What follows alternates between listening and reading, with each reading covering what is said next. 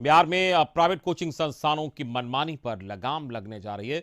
शिक्षा मंत्री विजय चौधरी ने इस पर बड़ा बयान देते हुए कहा कि सरकार कोचिंग संस्थानों पर नकेल कसने के लिए नियमावली ला रही है। उन्होंने कहा कि पहले भी कई निर्देश दिए जा चुके हैं, लेकिन छात्रों को कोई असुविधा ना हो, इसके लिए नियम बनाए जा रहे हैं।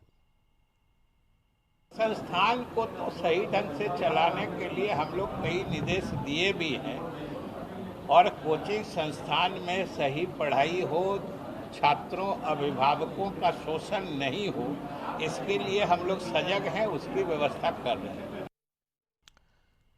तो प्राइवेट कोचिंग संस्थानों को लेकर लगातार सवाल उठते रहे हैं पहले भी, और उनकी कार्यशैली और उनका जो तरीका है उसको लेकर लगातार सवाल उठते रहे हैं, और उसी को लेकर सरकार अब गंभीरता दिखा रही है। और शिक्षा मंत्री ने साफ तौर पर कहा कि जो विद्यार्थी हैं उनका शोषण नहीं हो और उनको किसी तरह की दिक्कत ना हो, इसका पूरा ख्याल रखा जाएगा। और एक नियमावली सरकार तैयार कर रही है, उसी गाइडलाइन के अनुसार कोचिंग संस्थान जो है उनको इसका पालन करना पड़ेगा। तो बिहार में प्राइवेट कोचिंग संस्थानों की मनमानी पर लगाम लगने जा रही है।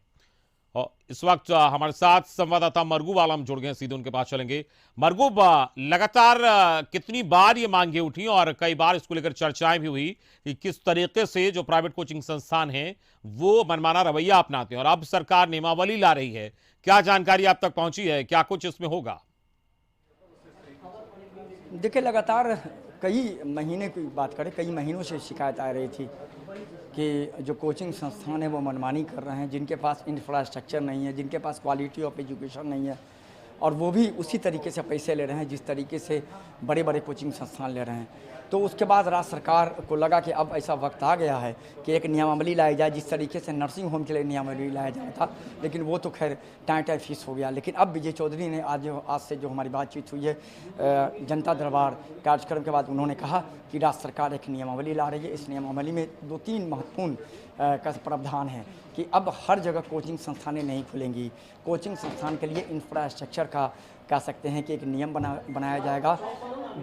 तीसरा ये है सबसे महत्वपूर्ण कि आप एक साथ आप कोचिंग संस्थान को देखेंगे तो एक साथ 500 छात्राओं का क्लास एक बार में लिया जाता है, उस पर प्रतिबंध लगाया जा रहा है। उसको सरकार अपने नियंत्रण में लेने जा रही है। साथ ही साथ जो आपका लेन देन है आर्थिक तौर पर, जो आप फी लेते हैं, वो आप बिल्कुल राज्य सरकार के निर्देश के अनुसार ऑनलाइन या कह सकते हैं सीधे आपको लेना पड़ेगा। अगर आप कैश ले रहे हैं तो उसके लिए कहीं ना कहीं ऐसे डॉक्यूमेंट देने पड़ेंगे जिससे ये पता चले कि कहीं ना कहीं आपके यहाँ इतने छात्राओं का एडमिशन हुआ। तो ये जो बड़ी कवायद की जा रही है, ये नकेल कसने की कवायद है, और इसके पीछे सबसे बड़ा ये है कि कोचिंग संस्थान अब दोहन नहीं कर पाएंगे छात्राओं का, उनके अभिभावकों का। कोचिंग संस्थान अब गली कुची में नहीं खुल पाएंगे। जिस तरीके से गली कुची में आप देखेंगे कहीं भी हो, 2 रूम का कमरा ले लिया, कोचिंग संस्थान खुल गई, वो दोहन कर रहे हैं, फी ले रहे हैं, उनका क्वालिटी ऑफ एजुकेशन बहुत ख़राब है।